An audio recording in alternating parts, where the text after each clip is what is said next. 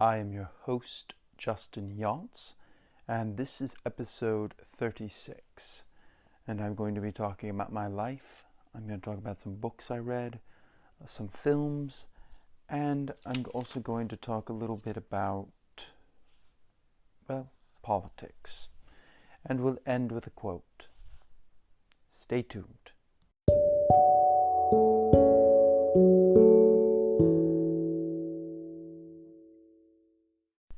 Interesting week to say the least. So, apparently my grandfather has COVID, and I was a little frustrated at first because he's in his 80s, but he seems to be doing well, and he seems to be on the recovery and doing well. But it's just amazing because the cases have just shot up so fast in November, and it seems like we're on a trajectory for that to just increase. And December, I think, is going to be horrible. I think January is going to be horrible. I think February will probably be horrible. Now, hopefully we'll have a vaccine that will work and mitigate some of this, but I don't know. So I was a little disturbed when I found out that my grandfather had COVID this week, but it sounds like he's on the mend, so I'm lucky because my parents got through this, the neighbors got through this, everyone that I know has gotten through COVID, my friend. So that's good to know, but there are a lot of people that aren't doing well, and I feel bad for them, because I think there's more we can do. And the best thing we can do, and I've said this ad nauseum, but I'm going to say it again, is wear a mask and social distance. Now, I'm going to Thanksgiving, and there's going to be 10 people probably there. 10 people, probably. I think so. I'm wearing a mask. I'm going to wear gloves, probably, and I'm going to social distance. There will be no hugging. We're going to hopefully be sitting at a table 6 feet apart. I'm going to request that. We need to do all we can to make sure that we don't spread this. And that's what I ask of everyone on Thanksgiving. Do the best you can to follow these rules. They're not here just for your inconvenience. They're here to help us. So, that's a little bit about what's going on. So I was a little terrified when I found out that my grandfather had COVID, but it seems like he's fine. My cousin has COVID. She seems to be doing fine. So everyone that I've known has done well. I mean, it's a miracle that I lived with 2 people who had COVID, and I was able to social distance and wear a mask, and I didn't get it. And I had a high risk of being exposed to it. But I protected myself. I made sure I washed everything I touched, and I was fine. I got through it, and I was negative. So be careful, especially during Thanksgiving. I know I usually do this at the end of the show, but today we're doing it at the beginning of the show. So let's start with a little bit of the books I read this week. I finally finished Hunter S. Thompson's Fear and Loathing in Las Vegas. Now, I've seen the film, but I'd never read the book. The book gives a little bit more in description, but as many people have said, the book and the film are almost simultaneously just as good. It's not like you're missing a lot from the book that you didn't get in the film. Now, there's some things that kind of twist and turn, and you got different music at different points in the film, but as opposed to the book. But I liked it. You know, you get that sense of, you get those great quotes, you know. You could turn your back on a person, but never turn your back on a drug. You know, funny little things like that. And just a little more description on certain things happening in the book that you don't get in the film. Although, I don't know. They're both simultaneous. They both worked for me. So I would recommend the book as well as the film. And I probably am going to read the book again because I enjoyed it. I read another book. I read Bernie Sanders' Guide to the Political Revolution. Guide to Political Revolution. There's no article adjective there. Guide to Political Revolution. This was very interesting. Talked a lot about the minimum wage. I didn't realize that there is no minimum wage in South Carolina, in places like that. In North Carolina, it's $7.25. He talks about the importance to raise that. He talks about, the importance of a carbon tax, which I know a lot of people are against, but that's something we can look at. So if you know a little bit about Bernie Sanders, you can find a lot about him in this book. He's got another book, which is good.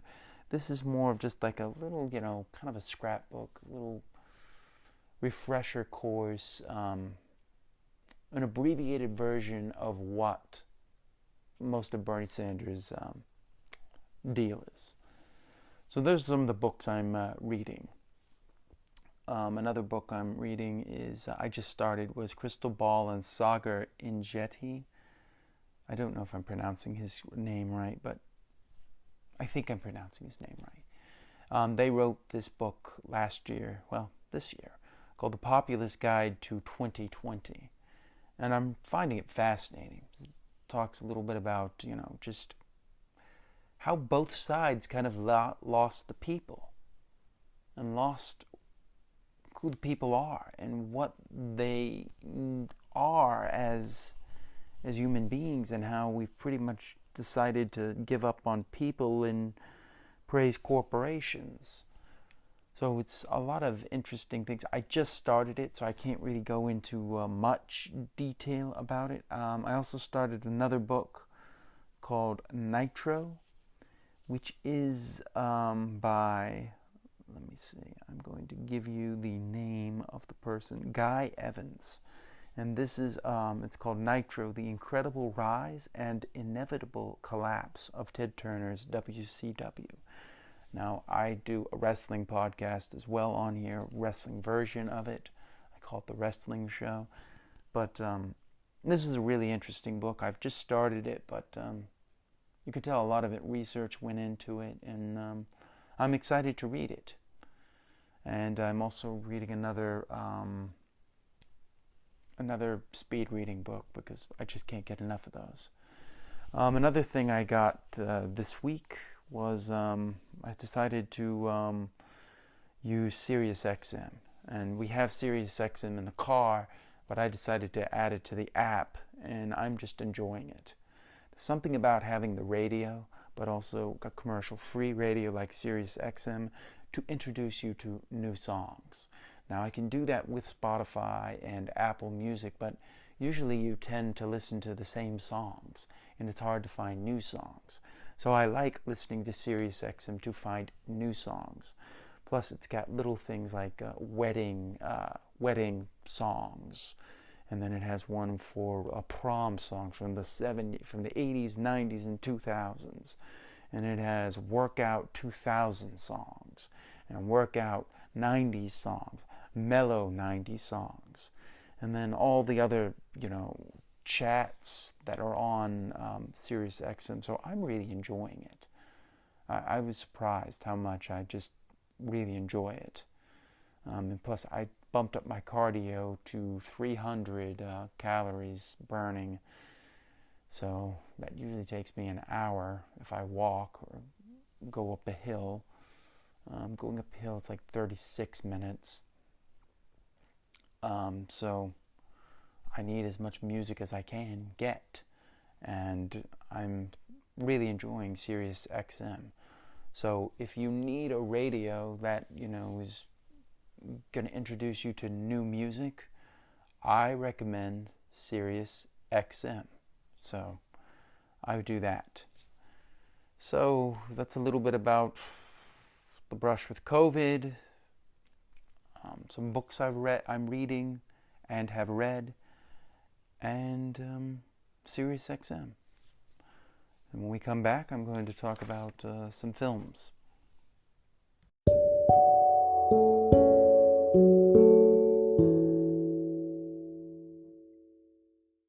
I watched 2 movies this week. I watched the film called This Means War, as well as The Dead Don't Die. So let's start with This Means War. So, this is a film by Fox. Simon Kinberg actually produced it, and he produced a lot of the X-Men films.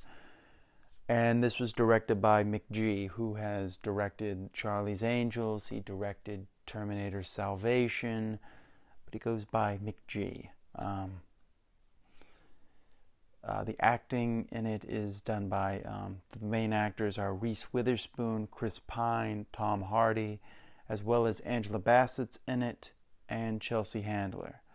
The music is done by Christoph Beck, who I like his style. He's done the Muppet films, and he's got a nice, like, whimsical tale. The music isn't overpowering or really foreboding. You wouldn't notice it unless you're somebody who's attuned to scores, but I enjoyed it. It was enough for me to download it.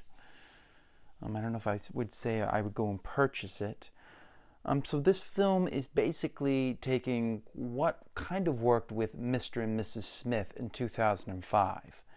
Mr. and Mrs. Smith combined action with the romantic comedy. And so you have those two things here with This Means War. As Reese Witherspoon is dating 2 other men, Chris Pine and Tom Hardy, who are both like secret agents. So you've got the romantic comedy aspect to it, but then you got the action comedy of it.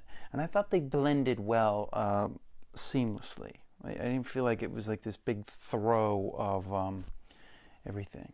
So it's a nice, cute little comedy. Tom Hardy was great in it, as, there's one scene where he takes Reese Witherspoon's character paintball, to paintball, and they're like a team, and he basically uses his spy skills and like just takes out every single one of the people, like with like an army style. Like she's just kind of like amazed, like, okay, if we ever go to war with paintball, I will be sure to call you. And Chris Pine is kind of the guy that just kind of, just wants to date. At one point, he's watching Titanic and he's like, I don't know what I'm doing. What's happening to me, man? So I liked it. It's a nice, cute little movie. I wouldn't say there's a ton there, but if you're looking for a nice, like, kind of, if you're with your date, man or woman, and you just kind of want to have a good time, throw on This Means War. It's a nice little thing, and it's kind of funny. This Fox also was the studio behind Mr. and Mrs. Smith. So I liked it. Chelsea Handler was funny. She's kind of like the comic foil who's like the best friend of Reese Witherspoon, and kind of like being like, oh, no, you got to do this, this, this, and this. And Angela Bassett's kind of the friend to Tom Hardy or Chris Pine. I think she's like their boss above them. So I liked it. I thought it was enjoyable, funny, good stuff. So let's talk about the next film. I don't know what else I can say about This Means War. I mean, it's not that deep, but it's a good film. The Dead Don't Die. This was a 2019 film by Focus Features, and it's directed by Jim Jarmusch. If you're not familiar with Jim Jarmusch, he's done a lot of interesting films like Ghost Dog, Mystery Train, what is it called? Strangers... He did a film I love called Coffee and Cigarettes. Patterson. He's a very quirky kind of director, and I just love his style. And it's here in full view. The acting in it, Bill Murray's in it. It's an ensemble cast, so I'm just going to rattle all the names in it. Bill Murray, Adam Driver, Tilda Swinton, Chloe Sevigny, Steve Buscemi, Danny Glover, Caleb Landry Jones, Selena Gomez, Rosie Perez, Iggy Pop, Sarah Driver, The RZA, Carol Kane, Tom Waits. So a whole lot of people are in this film. Music is done by Squirrel, which is a band that Jim Jarmusch is a part of. So they did all the background score. Good stuff. And they also used the theme Sturgill Simpson's The Dead Don't Die. And they make reference to it several times in the film. So this film is basically a Jim Jarmusch film where the backdrop is basically zombies. This is his take on zombies coming to the world. It's kind of basically an end-of-the-world type film, and they're all just kind of...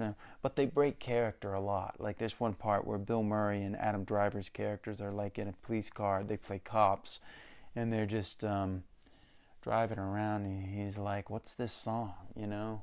Bill Murray's character is like, what is this song playing? And Adam Driver, it's the theme song by Sturgill Simpson, The Dead Don't Die. And there's a lot of breaking character at points. Toward the end, one point, you know, he's just like, I'm frustrated. I don't know what to do, I don't really think this is a spoiler because it doesn't spoil the film. But at one point, and if you really love this film, you would have already seen it by now. So I'm talking to pretty much preaching to the converted, because this is a quirky film. If you love Jarmusch, you're going to like this film. And there's one point where, he's just like... Actually, I won't tell you the characters. There you go. I won't spoil that part. And he's just like, how do you know what's going to happen? And he goes, I read the script.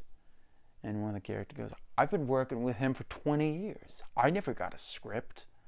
So little funny things like that. They got to play off, Adam Driver's kind of character kind of like already knows a lot about zombies. So it's like if zombies came in this world where we know what zombies are, and you kind of knew the rules in it.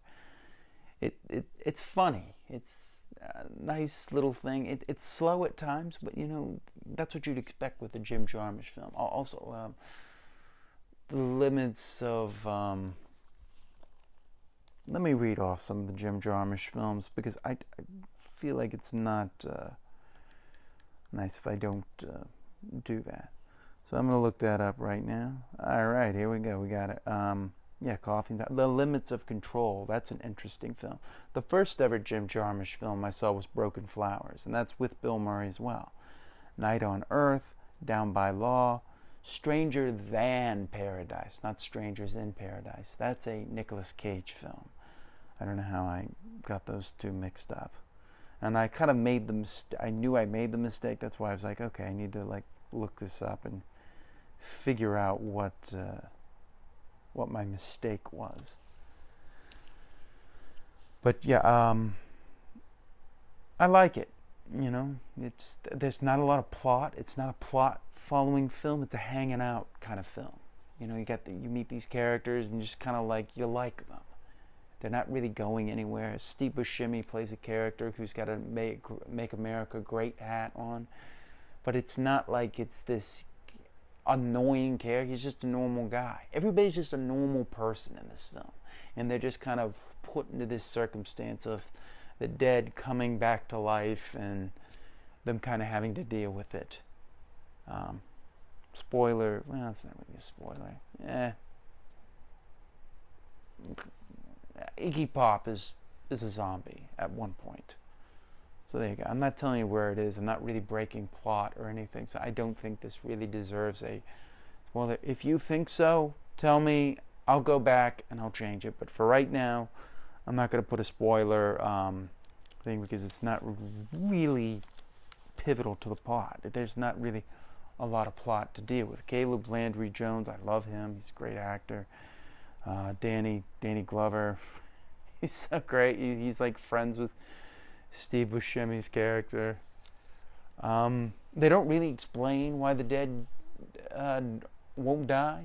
They kind of just played off as like, this is just something that's happening. There's nothing we can really do about it.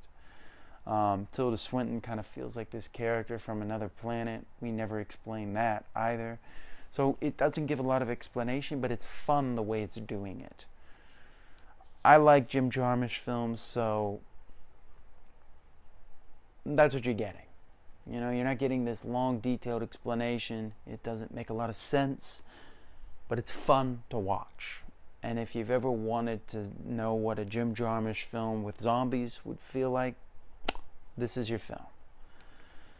So that's a little bit about the films I watched, and when we come back, I'll talk about The Mandalorian, politics, and we'll end the show.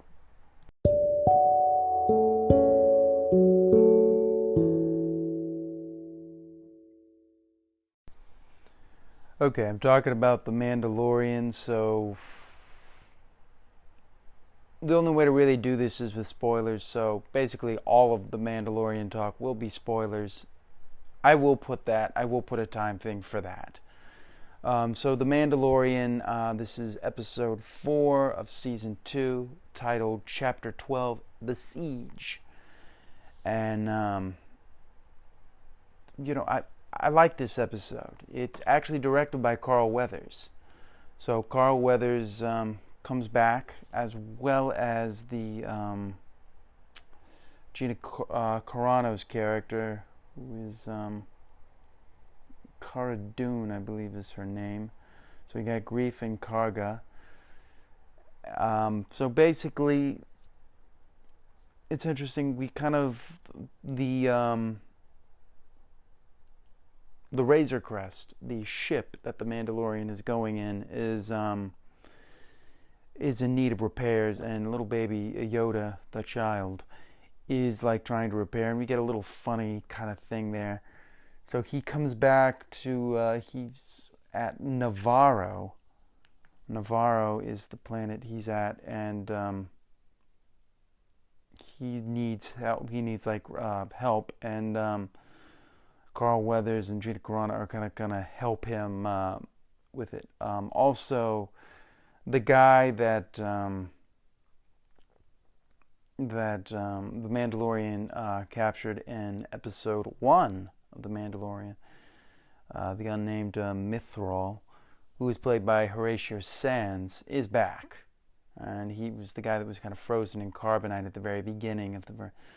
Now at this point, they're looking for... While the Mandalorian needs the ship repaired, Carl Weathers and them are going to go and find a base. And we see scout troopers and we see TIE fighters, so it's kind of cool. We get this nice little battle thing of them trying to sneak into the ship, and a lot of guns and shooting. I liked this episode. It's we find out that there's like a volcano planet there, and we find out basically at the very end we find that Moff Gideon is still, has tracked the Razor Crest, and he will be ready when it comes. So the big tease for this whole thing is that Moff Gideon is on the Mandalorian's tail, and they don't know it. And at one point, the rebels come back from the episode 2 and are talking to Gina Carano's character and saying, we could use a person like that. And she kind of thinks about it, and we find out that she's actually from Alderaan, and she says she lost everyone.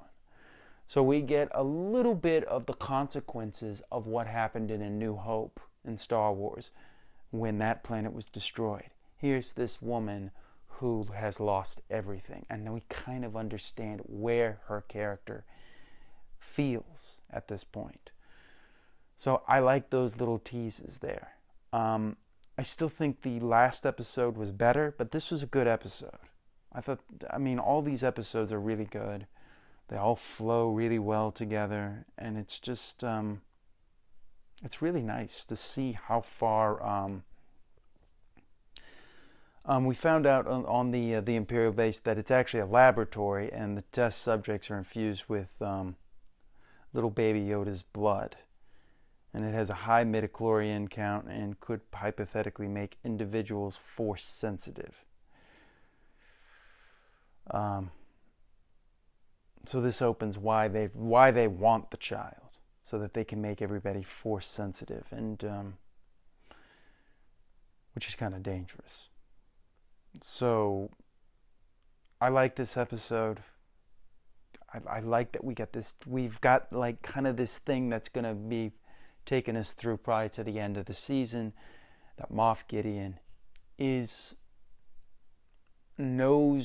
following the Razor Crest and the Mandalorian, and he will be ready when they need to strike.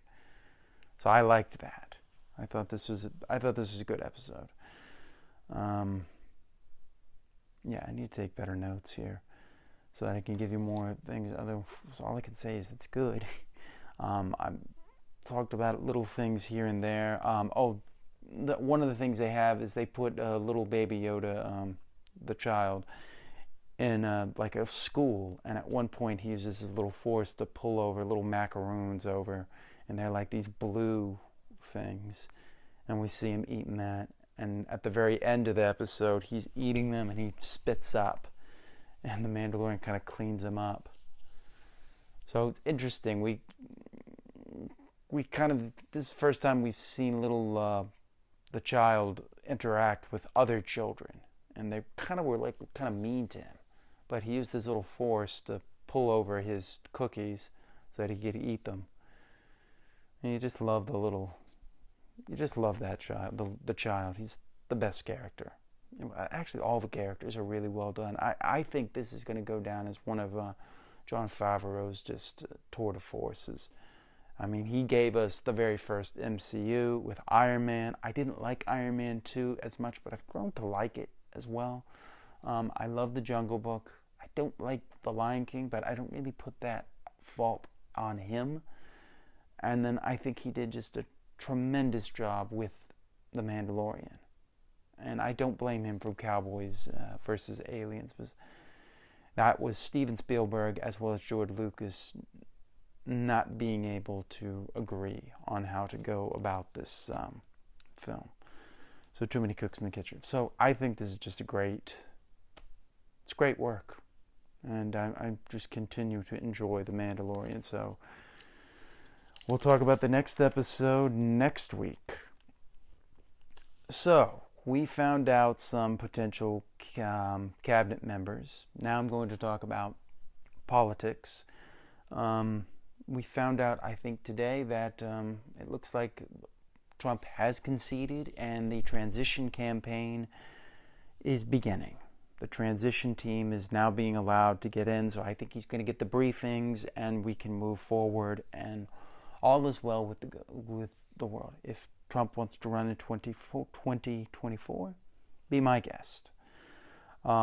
We got Ron Klain is running his chief of staff. He's a good pick. As well as we've got some Senate. We've got some people in the cabinet. Some are good, some I don't like. Let's look at some of these things. I don't know why I didn't write this down, but we'll look at some of the people that he is potentially looking at. I think John Kerry is looking at being in the cabinet. We have a potential Treasury Secretary. I forget her name. Her name is... Let's see here. I've got it listed up right here. Here we are. Yes, we have...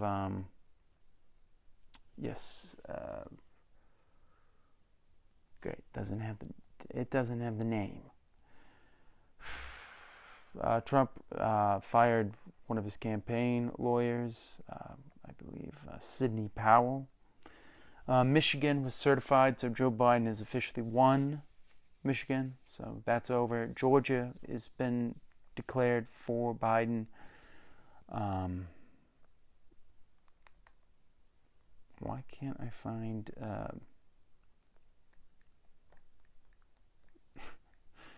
This is frustrating me. I mean, you can't find the pics. Okay, here we go. All right. So the first wave that we're looking at here is Secretary of State Antony Blinken, Secretary of Homeland Security Alejandro Mayorkas, Chief of Staff, we got Ron Klain, National Intelligence Director Avril Haines, National Security Advisor Jake Sullivan, the UN Ambassador Linda Thomas Greenfield. So we got some of that. For some reason, they don't have the Secretary of Treasury, which we do kind of know who that person is going to be. Yes, we got. Okay, here we go. I found it.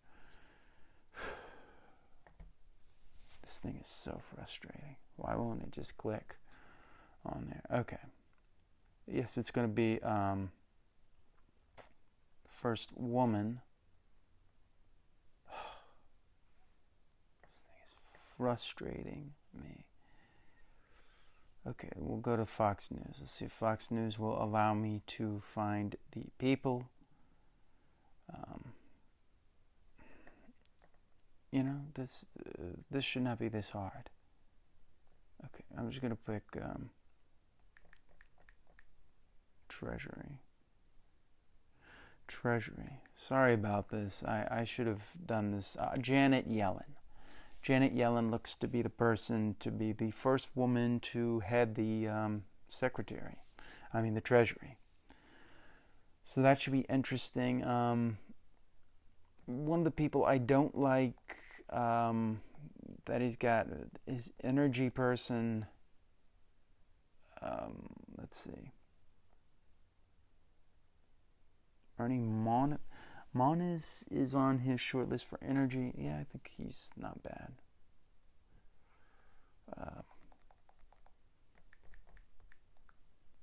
Wow, I should have wrote all this down. It looks like Kerry. I already said that, but yeah, Biden names the climate statesman. John Kerry is his climate envoy. Who else do we have here? I think we have one more person, and I can't find that person. Pelosi won re-election. Has been chosen as the head of the House. I think that's kind of a mistake, but perhaps I could be wrong.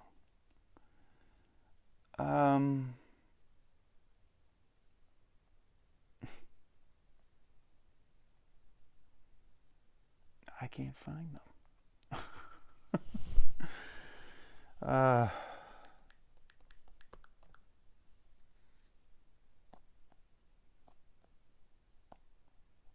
There it is.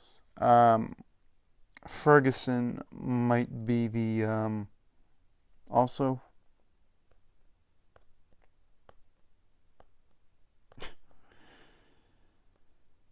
I can't find these people.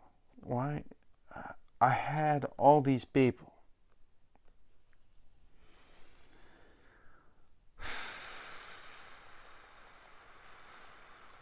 Let's see here.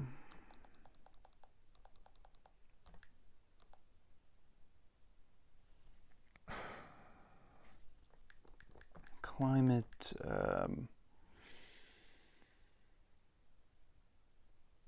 I don't know. I can't find it. You know what? Next week, I'm going to go through every single member, and I'll talk about everything, because we should get quite a few of them. Right now, I'm just kind of listing them. The thing that I really want to talk about is the Senate. So the Senate went home, and we're not going to get any stimulus checks before the end of the year. I think that's unfortunate, because there's a lot of people that need help, and we're not giving it to them. And once again, government is not helping the people that need it the most. And it's just unfortunate. You know, we got AOC who called this out on the Senate floor, and they just are not. They just don't. I don't know. We just seem so divided, and it seems like nothing is. I don't know if that's getting messed up there. I keep hitting the thing there, and it's just. I don't know. It's frustrating to me, as I think there's more we could have done. And Mitch McConnell has called the Senate, the House. I mean, it's just like, why are we not?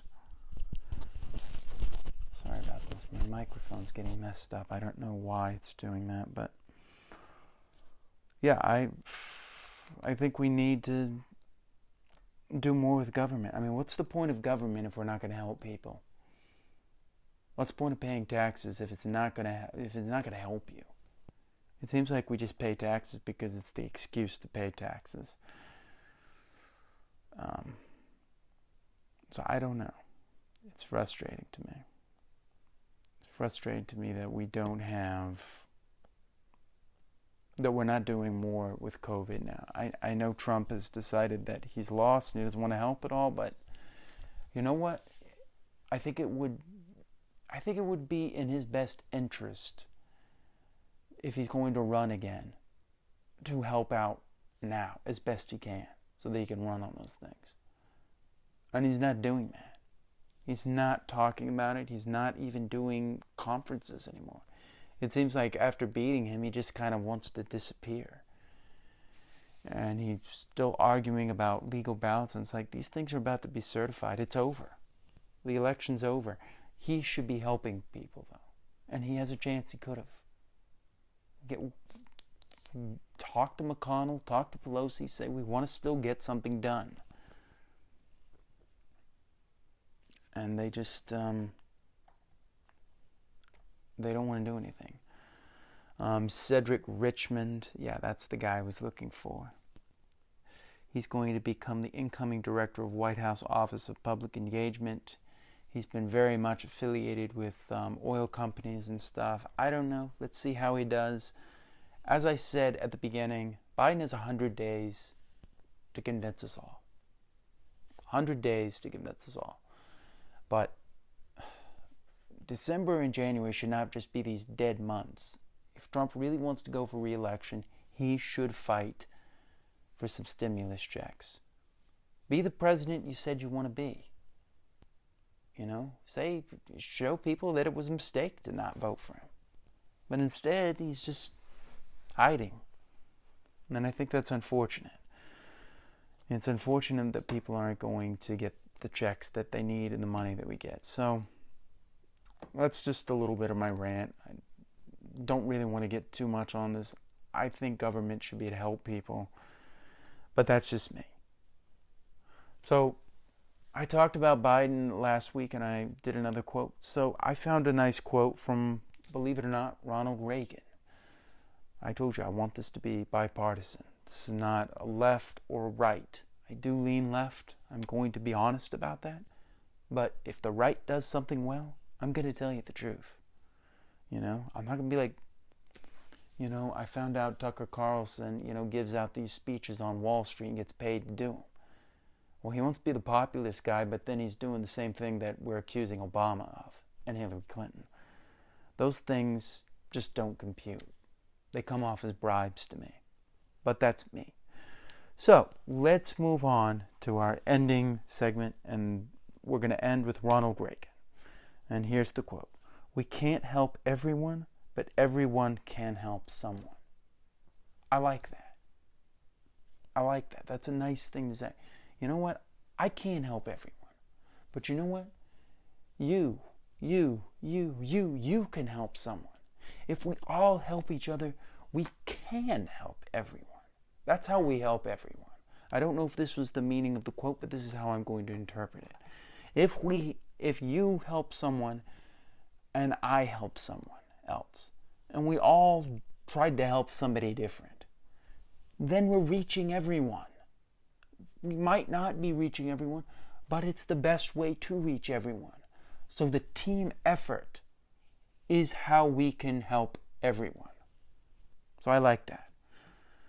So I'm gonna end here. Wow, this has been 20 minutes.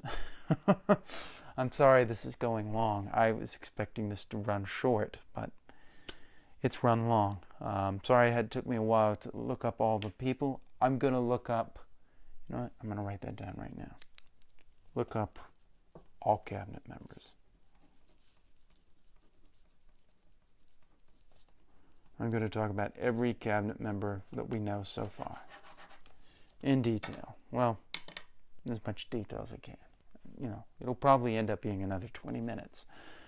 So, let's end with that. We can't help everyone, but everyone can help someone.